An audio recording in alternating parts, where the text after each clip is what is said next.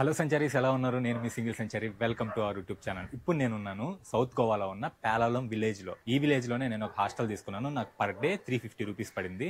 చూపిస్తానండి. ఇదిగోండి, ఇదే నా బెడ్.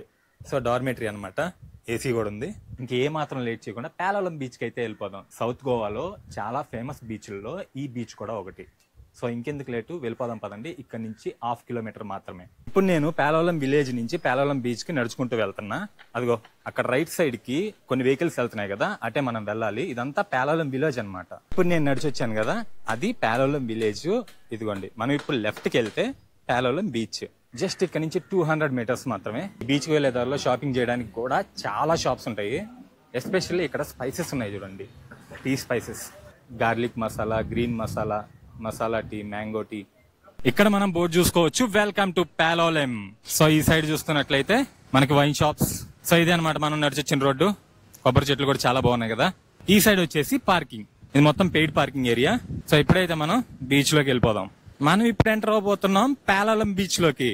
బీచ్ అయితే మాత్రం చాలా బాగుంది, చూస్తారా? పెద్దగా క్రౌడ్ ఏం లేరు, వీక్ డేస్ కదా. ఐ థింక్ సండే అలా వస్తారనుకుంటా. కానీ సౌత్ గోవా అనేది ఎప్పుడు కూడా కామ్ గా, ప్రశాంతంగా, అంటే పెద్ద పార్టీస్ ఆ మూడ్ లేకుండా కొంచెం ప్రశాంతంగా ఎంజాయ్ చేయాలనుకునే వాళ్ళు ఇక్కడికి వస్తారు. బీచ్ చాలా విశాలంగా ఉంది చూడండి, అసలు లోతు లేనట్టుంది. Wow wow wow. దూరంగా అక్కడ చూడండి, ఇటొక కొండ అటొక కొండ, ఆ మధ్యలో వచ్చేసి ఏంటంటే కొన్ని కొబ్బరి చెట్లు కూడా కనిపిస్తున్నాయి. చాలా బాగుందండి. ఈ సైడ్ వ్యూ అయితే మాత్రం చాలా బాగుంది. అదే విధంగా ఈ సైడ్ కూడా బ్యూటిఫుల్ వ్యూ. సౌత్ గోవాలో నేను వచ్చిన ఫస్ట్ బీచ్ ఇది, పేలాలం బీచ్. నిజంగానే చాలా ప్రశాంతంగా ఉంది. ఓకే, ఇప్పుడు మనం కాస్త అటువైపు ఇటువైపు నడుస్తూ తిరుగుదాం. ఈ సౌత్ గోవా బీచ్ లో కూడా పోలీస్ జీప్ వచ్చేసిందండి. ఒక మైక్ పెట్టుకొని పోలీస్ జీప్ ఉంది చూడండి. ఎవరైనా మరి లోపలికి వెళ్తే మాత్రం ఇది వార్న్ చేస్తుంది. ఇక్కడ మనకి కొంచెం దగ్గరలోనే పేలాలం బ్యాక్ వాటర్స్ కూడా ఉన్నాయి. అందులో మనం కావాలనుకుంటే బోటింగ్ కూడా చేయొచ్చు. ఎగ్జాక్ట్ నేను ఇప్పుడు ఏదైతే ఫ్రేమ్ పెట్టానో ఆ ఫ్రేమ్ చూడండి ఎంత బ్యూటిఫుల్ గా ఉందో. ఆ సైడ్ ఈ సైడ్ కొండ, మధ్యలో సముద్రం. నాకైతే మాత్రం బీభత్సంగా నచ్చేసింది. దేవుడా, ఈ మర్రి చెట్టు ఏంది, ఎంత ఉంది, ఎన్ని సంవత్సరాల నుంచి ఉందో ఇది. చుట్టూ దారాలు కూడా చుట్టున్నారు. బా, చాలా పెద్దదండి. ఇంత దూరం బీచ్ లో నడుచుకుంటూ రావడం వర్తే. ఎందుకో తెలుసా? ఈ బీచ్ అలలు చూడండి, బ్యాక్ వాటర్స్ లో కలుస్తున్నాయి. సో ఇక్కడ మొత్తం మీకు బోటింగ్ ఆఫర్ చేస్తూ ఉంటారు. పేలాలం బీచ్ లోకి బ్యాక్ వాటర్స్ కలుస్తాయి, అందులో నుంచి అలలు కూడా ఇందులోకి వచ్చి కలుస్తున్నాయి. కానీ చూడడానికి లొకేషన్ మాత్రం అదిరిపోయింది. ఇక్కడ మీకు బోటింగ్ కూడా ఆఫర్ చేస్తారు, కాకపోతే కొంచెం కాస్టే ఉంటది. ఎందుకంటే సౌత్ గోవా ఎప్పుడు కూడా costly area compare to north Goa. అది కూడా అక్కడ బోటింగ్ కి తీసుకెళ్తున్నారు చూడండి ఎవరో ఫ్యామిలీని. ఈ పేలాలం బ్యాక్ వాటర్స్ లో బోటింగ్ చేయడం అనేది నిజంగా చాలా బాగుంటది. అది అక్కడ చూడండి, మ్యాంగ్రూవ్ ట్రీస్ కూడా ఉన్నాయి. ఇక్కడ మీరు బ్యాక్ వాటర్స్ లో బోటింగ్ చేయాలనుకుంటే కాస్ట్ కూడా బాగానే అదిరిపోతుంది. ఎంతో తెలుసా? 800 to 1000 రూపీస్ అంట. అంటే నేను వీడియో తీసుకుంటున్నాను కాబట్టి 800 అంట. ఎవరైనా నార్మల్గా సింగిల్గా వస్తే 1000 రూపీస్ అంట. ఫ్యామిలీకి ఇంకా డిపెండ్స్, 1500, 2000 కూడా వెళ్ళొచ్చు. కానీ ఒక్క గంటే తిప్పుతారంట. ఈ ఫారెస్ట్లో మొత్తం ఒక్క గంటే తిప్పుతారంట. అదే నాకు నచ్చింది. అంటే నేను ఇక్కడ స్కూటీ కూడా తీసుకోలేదు, ఎందుకంటే చాలా కాస్ట్ ఉంది. ఇప్పుడు 600, 700 చెప్తున్నాడు పర్ డేకి rent. At the same time ప్రతి బీచ్లో కూడా 50 రూపీస్ లేదంటే 70 రూపీస్ పెట్టాలి ఇక్కడ పార్కింగ్కి. సో నాకైతే అనవసరం అనిపించి పేలాలం బీచ్కి వెళ్తున్నాను కదా, అక్కడే మనకు బస్సెస్ దొరుకుతాయి క్యాన్కోనాకి. క్యాన్కోనా నుంచి మనకి ఏ బీచ్కి కావాలంటే ఆ బీచ్కి బస్సెస్ ఉంటాయి. బటర్ఫ్లై బీచ్కి కానీ, అగోండా బీచ్కి కానీ, ఎక్కడికైనా కానీ మనం క్యాన్కోనా బస్ స్టాండ్ నుంచి ఈజీగా వెళ్ళిపోవచ్చు అనమాట.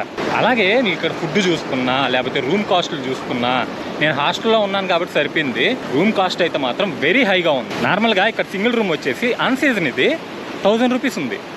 అదే నార్త్ గోవాలో అయితే 500, 450 అలా దొరికింది నాకు. సో నేను ఇంకేం చేసేది లేక హాస్టలే తీసుకున్నా. 350 రూపీస్ పడింది. నేను ఇందా చూపించాను కదా.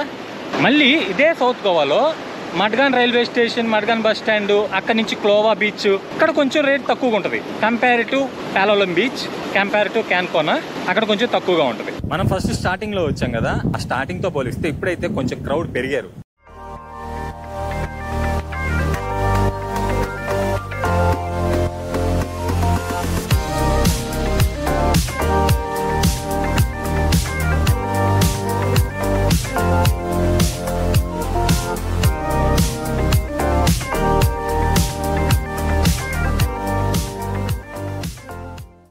బయటికి వెళ్ళిపోదాం. అదిగోండి అక్కడ బోర్డు కనిపిస్తుంది కదా, పేలాలం బీచ్ అని చెప్పేసి.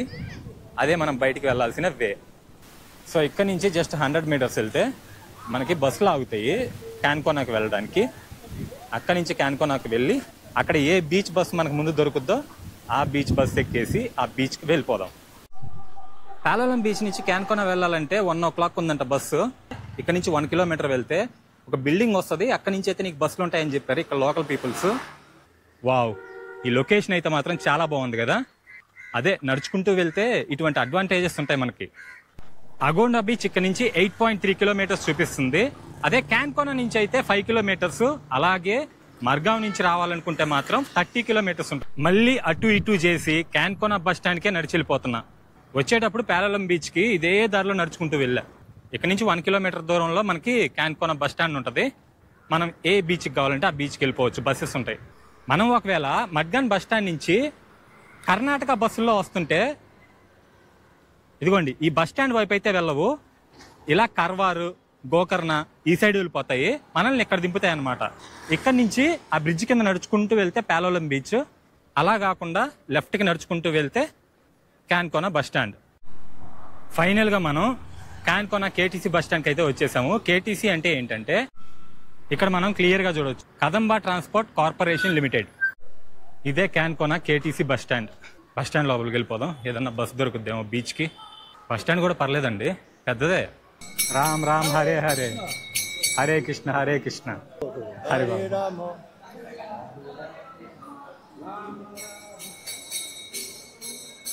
సో ఇక్కడ మీరు చూసుకోవచ్చు ఒక ఫారినరు హరే రామ హరే రామ హరే కృష్ణ అనుకుంటూ ఇక్కడ ఈ గోవా బస్ స్టాండ్లో తిరుగుతున్నాడు. నిజంగా వీళ్ళని చూసి చాలా నేర్చుకోవాలి మనం. బస్ స్టాండ్లోకి రాగానే మనకైతే బస్ కనిపించింది. క్యాన్కోనా పాలోలం బీచ్ నుంచే అగోండా బీచ్కి వెళ్తుంది అంటే. ఇది నన్ను బస్సు అయితే మెయిన్ రోడ్లో దింపేసింది. ఇక్కడ నుంచి 1 kilometer నడుచుకుంటూ వెళ్ళాలంట. బస్సులో నిలబడడానికి కూడా ఖాళీ లేదు, చెమట అయితే కారిపోయింది. కానీ బస్ టికెట్ మాత్రం 25 rupees ఛార్జ్ చేశారు. ఏంటి 8 kilometersకి. ఈ గోవాలో ప్రైవేట్ బస్సులు మాత్రం బాగా సంపాదిస్తున్నారు. పంట పొలాలు కానీ ఆ కొబ్బరి చెట్లు కానీ వ్యూ అయితే మాత్రం అద్దరిపోయింది. చాలా మంది డెస్టినేషన్ని ఎంజాయ్ చేస్తారు, కానీ నేను ఇలా పంట పొలాల మధ్య నడుచుకుంటూ వెళ్ళడాన్ని ఇంకా బాగా ఎంజాయ్ చేస్తా. ఈ బ్రిడ్జ్ నుంచి ఈ వ్యూ అయితే మాత్రం అద్దరిపోయింది. మా ఊర్లో మేము చిన్నప్పుడు ఒక కాలువ దాటాలంటే ఒక స్తంభం కానీ ఒక తాడి చెట్టు కానీ వేసేవాళ్ళు. అలా వేసారు అక్కడ టెంకాయ చెట్లు దాటడానికి. వా, చాలా బాగుందండి. అంటే బీచ్ ఏమో కానీ నాకు ఈ వ్యూ అయితే మాత్రం పిచ్చగా నచ్చింది. సంచారీస్, ఇప్పుడు మనం వచ్చేసాం అగోండా బీచ్కి. బీచ్లో అయితే అసలు మనుషులే లేరు. అన్ సీజను, అందులోనూ ఇది నార్త్ గోవా కాదు కదా క్రౌడ్ ఉండడానికి. సౌత్ గోవా చాలా పీస్ఫుల్గా ఉంటుంది. ఎవరో ఒకరో ఇద్దరు, అదిగోండి అక్కడ ఎవరో ఆడుకుంటున్నారు. సేమ్ పాలోలం బీచ్ లాగే ఇదిగోండి ఇక్కడ కూడా ఒక కొండ, అక్కడ 2 కొండలు, ఇక్కడ ఒక కొండ. మబ్బులు పట్టేసింది, వర్షం అయితే మాత్రం దంచికొట్టేలా ఉంది. కానీ ఈ సైడ్ కూడా చూడండి దూరంగా, అక్కడ కూడా ఒక కొండ. అది చూడడానికి ఎలా ఉందంటే టాటా ఐస్ ఉంటుంది కదా, అలా ఉంది ఆ కొండ చూడడానికి. చాలా పీస్ఫుల్గా ఉంది బీచ్. క్రౌడ్ లేదు, ఏం లేదు. హ్యాపీగా ఈ అట్మాస్ఫియర్ని ఎంజాయ్ చేస్తూ హ్యాపీగా ఇక్కడ రిలాక్స్ అవ్వచ్చు. అన్ని రెస్టారెంట్సే. అక్కడ ఇందాక చూపించాను కదా, ఆ కొండ పక్కనే బ్యాక్ వాటర్స్ కూడా ఉంటాయి. ఇక్కడ ఒక రెస్టారెంట్లో నెట్తో ఉయ్యాలుంది చూడండి, కొబ్బరి చెట్లకు కట్టేస్తున్నారు.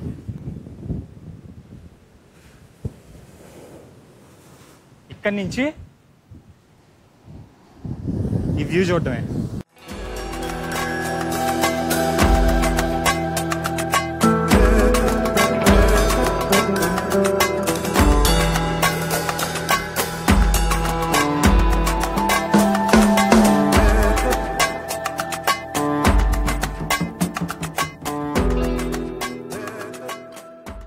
అలాగే ఇక్కడ ఆడుకోవడానికి వాలీబాల్ కోర్ట్స్ కూడా ఉన్నాయి.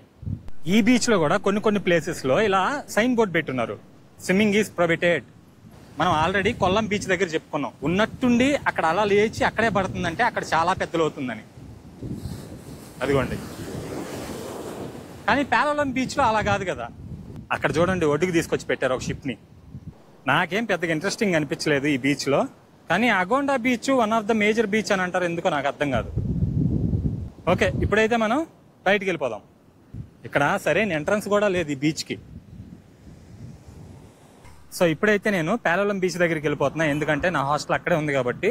సో సంచారీస్, ఈ వీడియో మీకు నచ్చినట్లయితే ప్లీజ్ లైక్ చేయండి, మీ ఫ్యామిలీకి ఫ్రెండ్స్కి షేర్ చేయండి, అలాగే మన ఛానల్ని ఖచ్చితంగా సబ్స్క్రైబ్ చేసుకోండి.